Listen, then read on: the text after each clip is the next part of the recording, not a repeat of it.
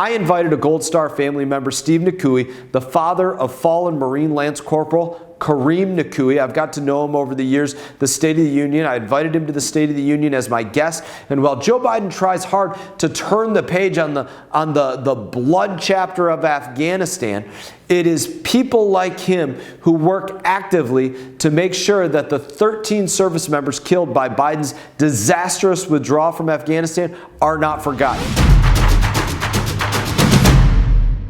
Hey everybody, I hope you're all doing great. As always, I'm here with an update on what has happened in Washington, D.C. this week. A lot has happened this week, from the ongoing fight for clean water to President Biden's political State of the Union speech, while ignoring the grievances of forgotten Americans who are still struggling every day with the impacts of his failed policies. So let's get started on all of it. First up, border crisis, basically ignored by the president. Last Friday evening, an illegal immigrant wanted in Washington County, Oregon, the other side of the country, for a rape charge and other sexual battery charges, was set to be released into our community from Martin County, Florida, released into Martin County. When the Martin County Sheriff reached out to his counterpart in Washington County, Oregon, they refused to extradite him to deliver justice that he deserves, extradite him back to Washington County, Oregon. The judge there, not the judge, the sheriff there didn't put a nationwide warrant on him, just put a 3-state warrant on him,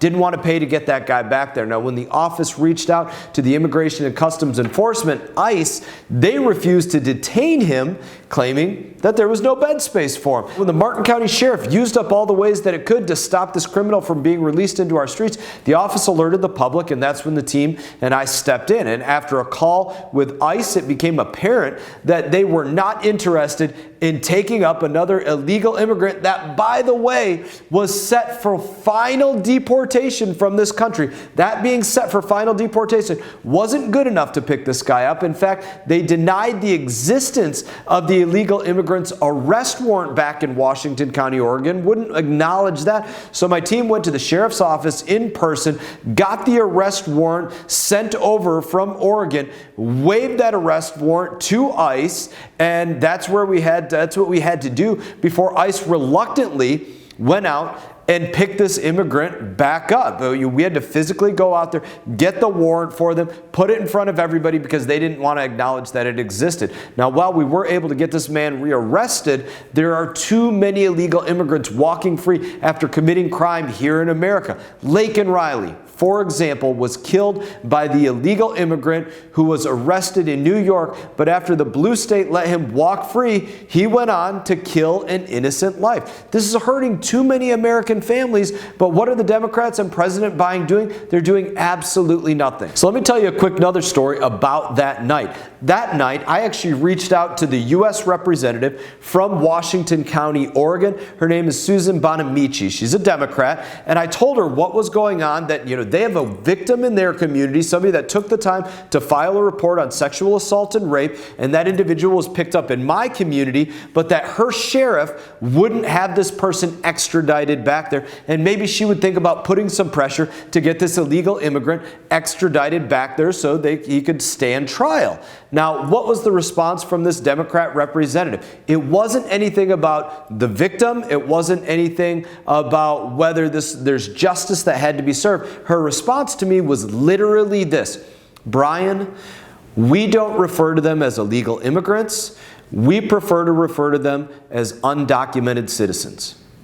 That's the only thing that she cared about, was the semantics of how this person was referred to which I did reply to her, hey, Susan, this person's set for final deportation, so he's absolutely about as legal as they come. She replied, well, let's not argue about semantics. And of course I said, well, then why'd you bring it up? But that's the only thing she cared about. That's Joe Biden's party. That's the same way that Joe Biden feels. Let's be clear about one thing. Joe Biden can secure the border if he chooses. He doesn't need one authority from the United States House of Representatives to secure the southern border. He has the authority to end, catch, and release, to reinstate Trump's Remain in Mexico policy, as well as the use of expedited removal of migrants like the murderer of Laken Riley. But he is not doing those things. That is why the House, where I am, passed the Laken Riley Act, which would force ICE to detain illegal immigrants who commit crimes like theft and other things. Now, while we do not need bills like this to secure the border,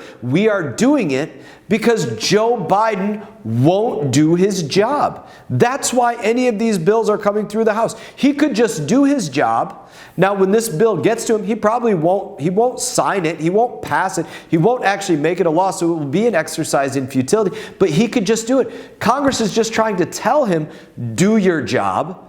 But he could just choose to do it. I'm going to continue to hold him accountable for his utter failure to keep Americans safe.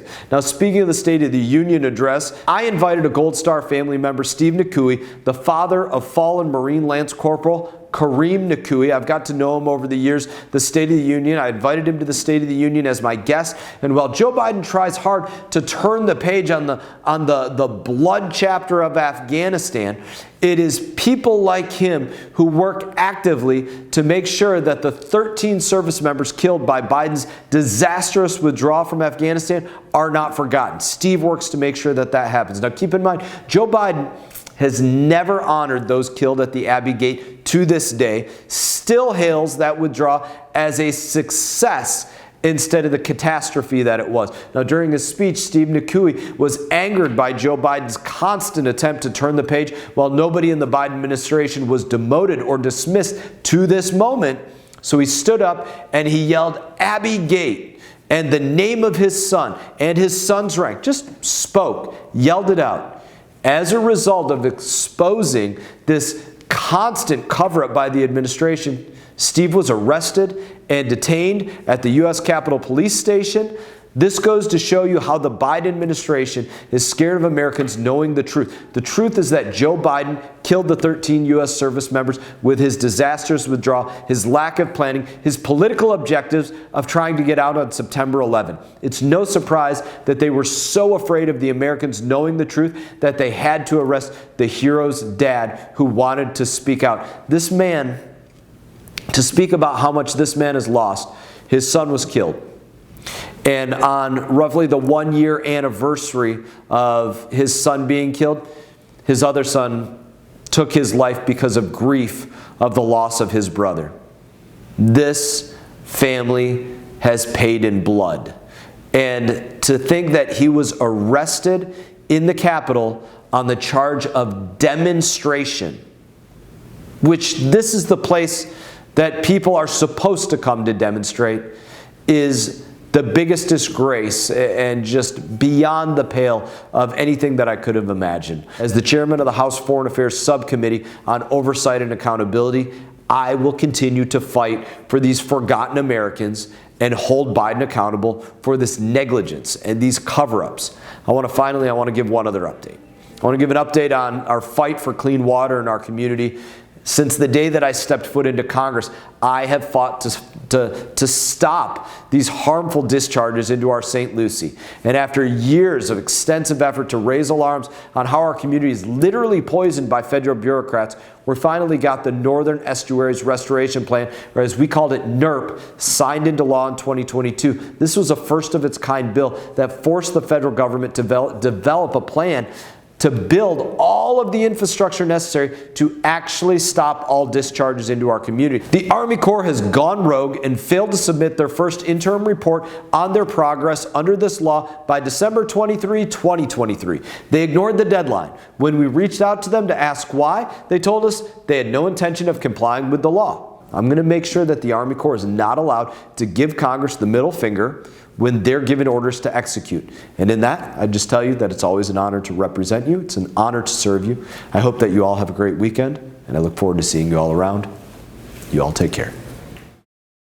Hey everyone, thank you for watching this video. If you enjoyed the video, please click like and subscribe. I will be back on YouTube with more exclusive content, so stay tuned.